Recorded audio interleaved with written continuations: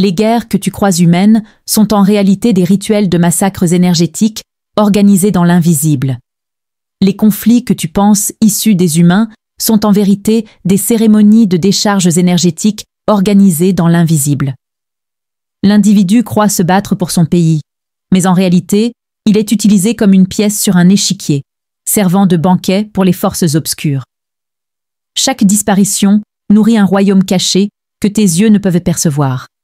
Les affrontements ne surgissent pas naturellement des peuples. Ils sont fomentés, soigneusement planifiés au-delà du visible. Tu t'imagines que les hostilités éclatent parce que des dirigeants ou des chefs d'État se querellent. Tu crois vraiment que les foules descendent dans les rues sans raison profonde, de manière spontanée? En réalité, derrière chaque grand soulèvement, des forces collectives de conflit ont été patiemment intensifiées pendant des décennies. Des présences invisibles insufflent des germes de séparation, de crainte et d'animosité dans l'esprit collectif. Les archontes, les anges déchus, influencent l'humanité en manipulant les sentiments de masse, créant des atmosphères vibratoires si denses que les nations se heurtent entre elles sans même en comprendre les véritables causes. C'est incroyable, les amis. Il faut vraiment rester attentif, écoute bien ce que je vais te dire. Les êtres humains se détruisent entre eux en croyant défendre de nobles principes. Lorsqu'un grand nombre de cœurs battent au rythme de la peur, de la colère et du ressentiment, cela engendre dans les sphères invisibles des entités collectives autonomes, les égrégores de conflit. Ces égrégores deviennent auto-alimentés, se nourrissent des charges émotionnelles humaines et attisent sans cesse la discorde entre les peuples. Comme le disait Blavatsky, ce qui est entretenu dans l'astral devient plus tangible que la matière elle-même. Derrière les apparences calmes du monde se tapit une force mystérieuse. Cet égrégore n'aspire pas à l'harmonie. L'égrégore ne cherche pas la paix. Il réclame des tourments, de l'hostilité, de la perte pour subsister.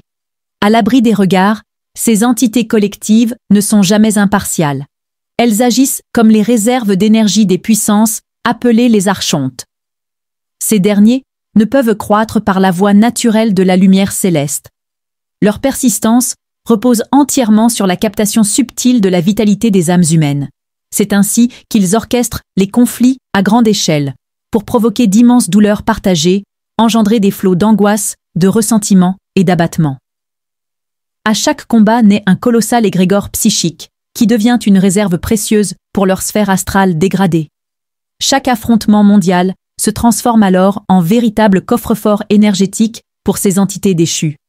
Voilà pourquoi, malgré toutes les promesses de réconciliation, la paix véritable sur Terre demeure insaisissable. Ici, les enjeux ne se limitent pas au territoire ou au gouvernement. Ils s'inscrivent dans un contexte cosmique bien plus vaste. Pendant ce temps, la plupart des dirigeants, inconscients des forces d'enjeu, se retrouvent ballottés comme des feuilles au vent.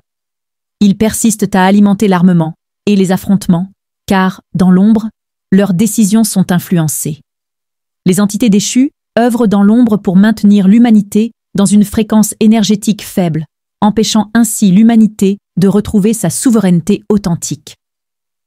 Ils cherchent à bloquer tout éveil collectif, en enfermant les âmes dans des cycles interminables de peur et de renaissance imposés. Dans les coulisses invisibles de notre réalité, ils maintiennent leur univers illusoire en tissant une matrice émotionnelle soigneusement structurée. Les archontes ne cherchent pas à honorer l'homme, ils veulent au contraire le soumettre. La Première et la Deuxième Guerre mondiale illustrent parfaitement ces rituels planétaires savamment orchestrés. Des millions d'êtres sacrifiés, des flots d'énergie récupérés sans relâche. Steiner le disait déjà. Des forces obscures utilisent les peuples comme des instruments pour accomplir leur affrontement dans l'astral. Non, les guerres mondiales ne sont pas de simples hasards géopolitiques. Qu'on ne vous égare pas. Derrière les batailles apparentes, l'homme pense se battre pour sa liberté. Mais en vérité, il participe involontairement à l'enchaînement de son essence profonde. Chaque goutte versée alimente en silence des trônes invisibles. Et toi qui écoutes encore à cet instant, ouvre ton regard intérieur.